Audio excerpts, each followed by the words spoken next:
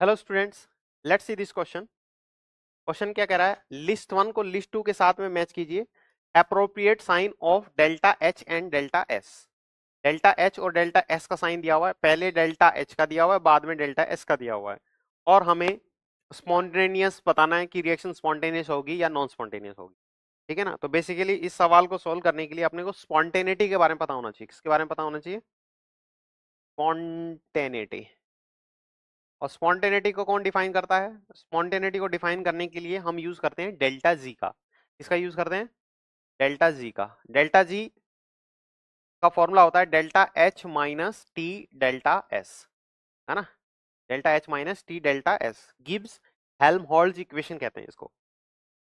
किसी भी रिएक्शन को स्पॉन्टेनियस होने के लिए, फॉर स्पॉन्टेनियस प्रोसेस, स्पॉन्टेनियस अगर कोई प्रोसेस है बच्चे, उसके लिए डेल्टा जी क्या होना चाहिए? नेगेटिव होना चाहिए। क्या होना चाहिए? Delta G negative.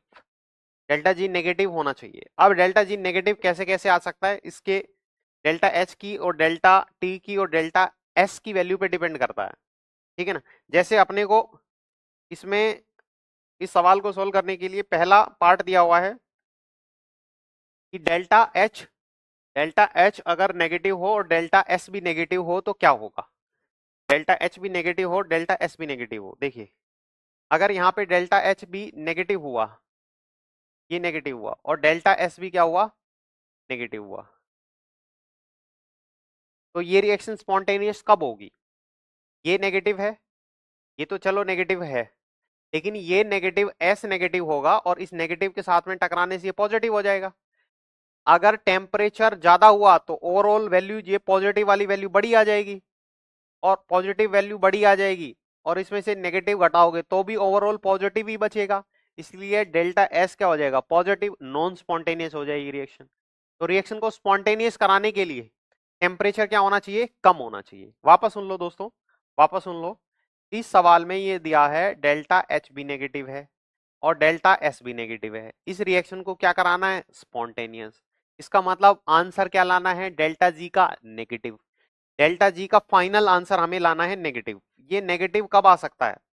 जब हमारे पास में ये वैल्यू तो नेगेटिव है ही, ठीक है, और ये वाली नेगेटिव है, लेकिन इसके साथ में टेम्परेचर मल्टीप्लाई में, तो नेगेटिव और नेगेटिव क्या हो गया? Positive multiplied by temperature. तो पॉजिटिव वैल्यू और मल्टीप्लाइड बाय क्या है? टेम्परेचर है। तो टेम्परेचर अगर कम हुआ, लो हुआ, टेम्परेचर लो हुआ तो पॉजिटिव वाली वैल्यू कम होगी और नेगेटिव वाली वैल्यू क्या होगी? बड़ी होगी। तो ओवरऑल वैल्यू नेगेटिव आ जाएगी, इसलिए डेल्टा जी नेगेटिव हो जाएगा। कहने का मतलब ये है, अगर डेल्टा एच नेगेटिव है और डेल्टा एस भी नेगेटिव है तो टेम्परेचर कम होगा तो रिएक्शन क्या होगी? स्पॉन्टेनियस। ठीक है, तो लो टेम्परेचर पर रिएक्शन क्या होगी? स्पॉन्टेनियस। तो ये दोनों नेगेटिव है तो spontaneous only at low temperature. तो इसका मतलब ए को पी के साथ कनेक्ट किया जाए, ए को पी के साथ कनेक्ट किया जाए। ए की ऑप्शन है हमारे पास, option A is the right choice. Option A is the right choice. आगे बढ़ते हैं, ऐसे ही अपने को पढ़ना है। देखिए, डेल्टा जी बराबर delta H minus T delta S. आगे बढ़ते हैं, डेल्टा एच को नेगेटिव रखना है। अगर ये डेल्टा एच हमारा नेगेटिव हुआ और डेल्टा एस जो है वो कैसा हुआ? पॉजिटिव। ये हमारा कैसा हुआ? पॉजिटिव हुआ। तो देखिए, ओवरऑल आंसर हमेशा नेगेटिव ही आएगा फिर। तो देखिए, ये पॉजिटिव टर्म है, टेम्परेचर से मल्टीप्लाई हुआ, एक और पॉजिटिव टर्म आ गई, क्योंकि टेम्परेचर हमेशा पॉजिटिव ही होता है, केल्विन में हमेशा क्या होगा? पॉजिटिव ही होगा यहाँ पे। तो पॉजिटिव पॉजिटिव को मल्टीप्लाई करोगे वो पॉजिटिव ही आएगा, लेकिन सामने नेगेटिव लिखा है तो ओवरऑल आंसर क्या होगा? नेगेटिव। और नेगेटिव और ये भी नेगेटिव, नेगेटिव में नेगेटिव ऐड करोगे तो आंसर क्या आएगा? नेगेटिव ही आएगा। तो ओवरऑल आंसर क्या आएगा? नेगेटिव। इसका मतलब हमेशा रिएक्शन कैसी होगी?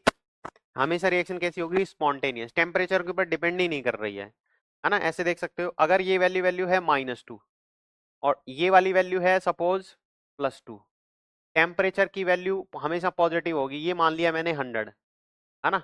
कुछ भी मान लो। तो देखो ओवरऑल आंसर क्या आएगा? -2 माइनस 100 इंटू 2। ठीक है, तो 200 माइनस -2 -200, तो ये आ गया -202। ओवरऑल आंसर नेगेटिव आया ना? तो टेम्परेचर के ऊपर डिपेंड नहीं कर रहा है। कहने का मतलब ये है, अगर डेल्टा एच नेगेटिव हुआ और डेल्टा एस पॉजिटिव हुआ तो रिएक्शन हमेशा ही स्पॉन्टेनियस होगी। तो बी को कनेक्ट करना है spontaneous at all temperature, B को कनेक्ट करना है आर से, बी को कनेक्ट करना है आर से। ऐसे ही डेल्टा एच पॉजिटिव हुआ और एस भी पॉजिटिव हुआ, सोचना पड़ेगा इस सवाल को करने के लिए, सोचना पड़ेगा। अगर ये वाली वैल्यू भी पॉजिटिव हुई, ठीक है, रटना नहीं है, और ये वाली वैल्यू भी पॉजिटिव हुई तो क्या होगा देखिए, ये पॉजिटिव है और ओवरऑल आंसर अपने को क्या लाना है, आंसर हमेशा स्पॉन्टेनिटी के लिए नेगेटिव ही लाना है। नेगेटिव लाने के लिए हमें क्या करना पड़ेगा, टेम्परेचर को बहुत ज्यादा रखना पड़ेगा, टेम्परेचर ज्यादा रखेंगे तो ओवरऑल नेगेटिव वैल्यू आ जाएगी, जिसमें से कुछ पॉजिटिव भी घटाओगे तो भी नेगेटिव ही बच जाएगा। तो टेम्परेचर ज्यादा होना चाहिए, सी के लिए टेम्परेचर ज्यादा होना चाहिए, सी को कनेक्ट करेंगे क्यू से, और एच पॉजिटिव है और एस नेगेटिव है। तो दोबारा लिख लेता हूं यहाँ पे मैं, delta H minus D delta S. अब क्या कह रहा है, एच पॉजिटिव है, अगर ये पॉजिटिव है और एस नेगेटिव है, एस नेगेटिव है, अरे ये नेगेटिव से नेगेटिव टकराएगा तो ये ओवरऑल वैल्यू पॉजिटिव आएगी, और ये भी पॉजिटिव, तो हमेशा ही पॉजिटिव आनी है वैल्यू, ऐसी कंडीशन में हमेशा ही क्या आनी है, पॉजिटिव। और डेल्टा एस की जी की वैल्यू पॉजिटिव आ रही है अगर, तो रिएक्शन कैसी होगी, नॉन स्पॉन्टेनियस। क्या होगी, नॉन स्पॉन्टेनियस। तो नॉन स्पॉन्टेनियस, तो ये इसको कनेक्ट कर देंगे एस के साथ में। तो आंसर तो हम पहले ही पता कर चुके थे, हमने प्रोसेस को समझा, ठीक है। इस तरह का सवाल काफी इंपॉर्टेंट है, hope you got it. Option A